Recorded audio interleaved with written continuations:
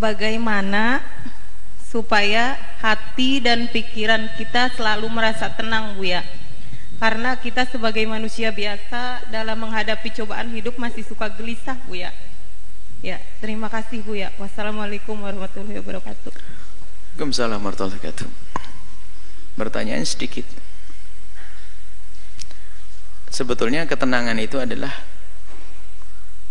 dia bicara bagaimana hati dan pikiran saya agar tenang. Tenangnya hati dan pikiran bukan dengan tenangnya jasad. Maka yang perlu ditata adalah pikiran dan hati. Bukan berarti ketenangan hati itu adalah karena banyaknya duit, bukan. Itu orang kaya juga gelisah kok kadang-kadang. Bukan ketenangan batin itu karena suaminya ganteng, tidak, atau istrinya cantik, bukan. Jadi memang ketenangan murni di dalam hati kita. Nah, tinggal sekarang itu bagaimana agar hati itu tenang. Jawabannya sederhana, hati dan pikiranmu kau sambungkan dengan apa dan siapa. Kalau hati dan pikiranmu engkau sambungkan dengan sesuatu yang bikin gelisah, ya gelisah. Coba, kalau hati dan pikiranmu, orang boleh mencari dunia, tapi tidak boleh menggantungkan hatinya dengan dunia tersebut.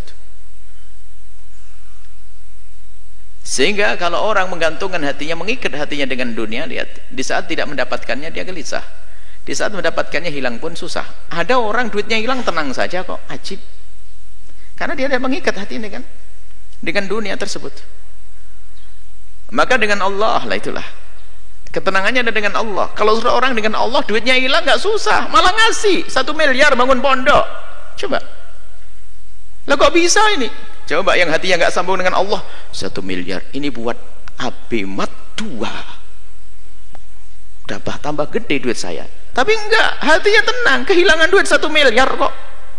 Ini duitnya jatuh 100.000, puyengnya setengah mati, nangis-nangis. Nah, ini urusannya hati kita dengan siapa?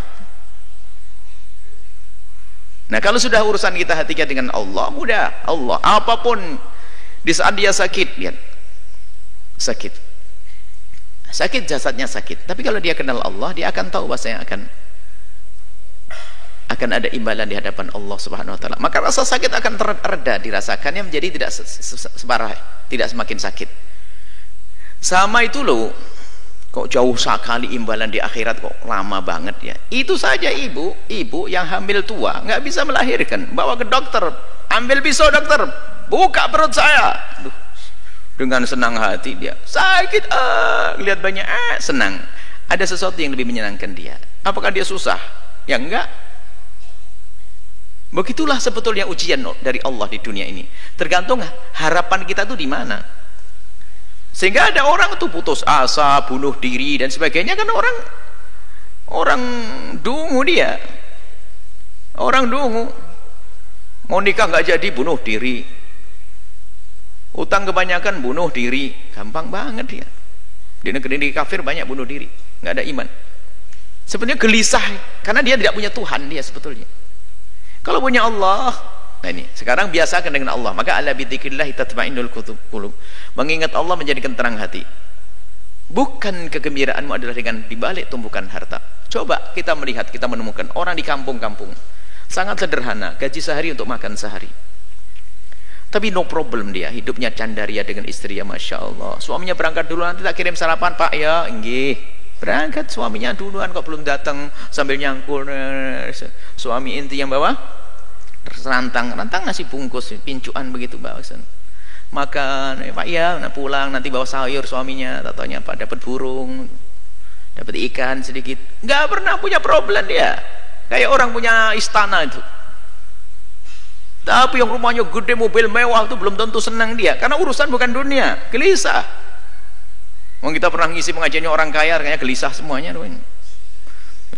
Mulai dari gelisah rumahnya, sertifikatnya di bank semuanya ada. Mulai gelisah kebanyakan duit, gelisah kebanyakan duit. Kok bisa, gimana? Ini punya 2 perusahaan saja, saya sering ditinggal sama suami saya. Sekarang membuka perusahaan di luar negeri, Bu ya. Bagaimana senasib saya nanti? Wah, tambah susah dia. Macam-macam orang lain, bingung nih manusia itu karena hatinya tidak dengan Allah. Maka ada bidzikrillah tatma'innul qulub. dengan banyak menyebut nama Allah, ingat Allah, akan menemukan ketentraman.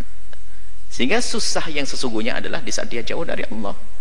Kalau sudah jauh dari Allah, kecil pun jadi susah. Tapi kalau dengan Allah, bencana pun kayak apapun akan menjadi sebab dia senang, karena ini dari Allah. Sehingga para solehin itu kalau diuji dengan kefakiran, selamat datang dengan syiarnya orang-orang besar. Kefakiran syiarnya orang-orang besar.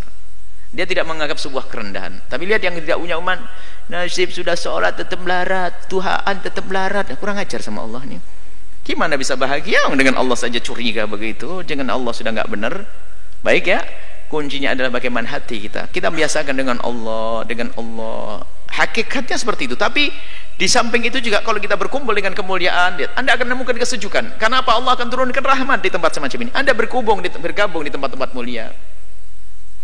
Biarpun secara zahir tidak langsung hiburan itu disajikan. Misalnya kalau orang ahli maksiat kan hiburannya adalah hadir berdisko dan sebagainya, ketawa-ketawa. Ketawa sesaat, itu susahnya panjang.